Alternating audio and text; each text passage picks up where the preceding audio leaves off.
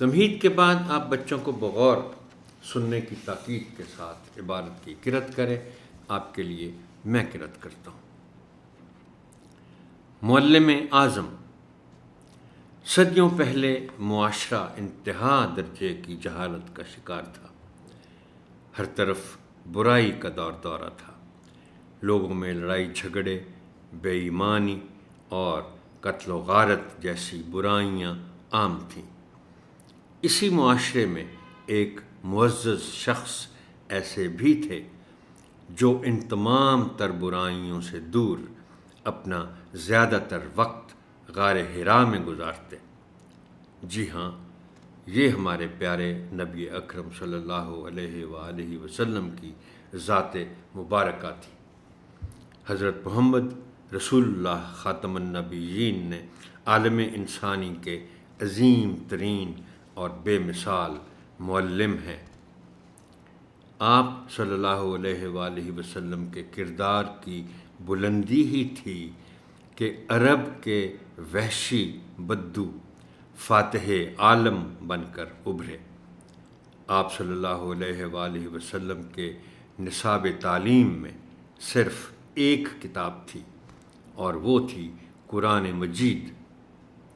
قرآن مجید میں درج ہدایات آپ صلی اللہ علیہ وآلہ وسلم کی روزمرہ زندگی ہیں، اور آپ نے بحیثیت معلم اپنے کردار کی مدد سے سارے عرب کو امن کا گہوارہ بنا دیا۔ آپ صلی اللہ علیہ وآلہ وسلم نے ارشاد فرمایا، اور میں تو صرف معلم بنا کر بھیجا گیا ہوں۔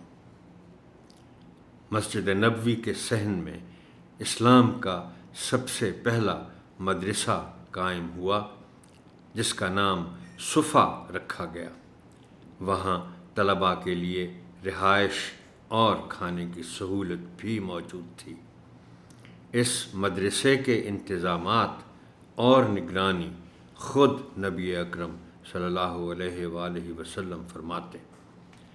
آپ صلی اللہ علیہ وآلہ وسلم نے تعلیم و تدریس کے ایسے زرعی راہنما اصول بنائے جن سے انسانیت آج تک استفادہ کر رہی ہے۔ آپ صلی اللہ علیہ وآلہ وسلم کے طریقہ تعلیم کا ایک واضح پہلو یہ تھا کہ آپ صلی اللہ علیہ وآلہ وسلم اپنے شاگردوں کے ساتھ انتہائی محبت اور نرمی کا رویہ اختیار فرماتے۔ آپ صلی اللہ علیہ وسلم کے فرمان کے مطابق شفقت اور تعلیم لازم و ملزوم ہے۔ آپ صلی اللہ علیہ وآلہ وسلم اپنے تمام صحابہ کرام کے استاد بھی تھے۔ آپ ہمیشہ ان کے ساتھ عزت و تکریم سے پیش آتے۔ آپ صلی اللہ علیہ وآلہ وسلم تمام اساتذہ کے لیے مشعل راہ ہیں۔ آپ صلی اللہ علیہ وآلہ وسلم انتہائی نرمی سے گفتگو فرماتے۔ آپ صلی اللہ علیہ وآلہ وسلم سادہ بات فرماتے جو سننے والا آسانی سے سمجھ جاتا۔ گفتگو میں الفاظ اتنے ٹھہر ٹھہر کر ادا کرتے کہ سننے والا آسانی سے یاد کر لیتا، بلکہ الفاظ ساتھ ساتھ گنے جا سکتے تھے۔ الفاظ ضرورت سے کم ہوتے نہ زیادہ۔ سننے والوں کی آسانی کے لیے خاص الفاظ اور کلمات کو 3 بار دہراتے۔ آپ صلی اللہ علیہ وآلہ وسلم کے کلام کا جہاں ادبی معیار بہت بلند تھا، وہیں اس میں عام فہم سادگی بھی تھی۔ پھر کمال یہ کہ کبھی کوئی گھٹیا لفظ استعمال میں نہیں لایا اور نہ کبھی مصنوعی طرز کی زبان پسند فرمائی۔ نبی اکرم نے سب کو سوالات کرنے کی اجازت دے رکھی تھی۔ صرف یہی نہیں بلکہ کوئی سائل سوال دوبارہ پوچھ لیتا تو اسے بھی منع نہ فرماتے۔ آپ اچھے اور عمدہ سوالات کی تعریف بھی فرماتے اور پوچھنے والے کی حوصلہ افزائی بھی کرتے۔ اچھا سوال علم میں اضافہ کرتا ہے، اس لیے ہر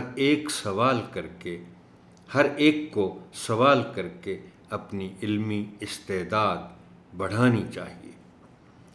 نبی اکرم صلی اللہ علیہ وآلہ وسلم رحمت للعالمین اور دنیا کے بہترین استاد ہیں۔ ایک معلم شاگردوں کے لیے عملی نمونہ ہوتا ہے۔ اس حوالے سے بھی آپ صلی اللہ علیہ وآلہ وسلم کی زندگی قابل تقلید ہے۔ آپ صلی اللہ علیہ وآلہ وسلم اخلاق کے اعلیٰ ترین درجے پر فائز ہیں۔ آپ کے قول و فعل کی دشمن بھی تعریف کرتے اور اعلیٰ کردار کی گواہی دیتے۔ عرب کے لوگ آپ صلی اللہ علیہ وآلہ وسلم کو صادق اور امین کہتے۔ آپ صلی اللہ علیہ وآلہ وسلم کی شخصیت انسانیت کے لیے مشعل راہ ہے۔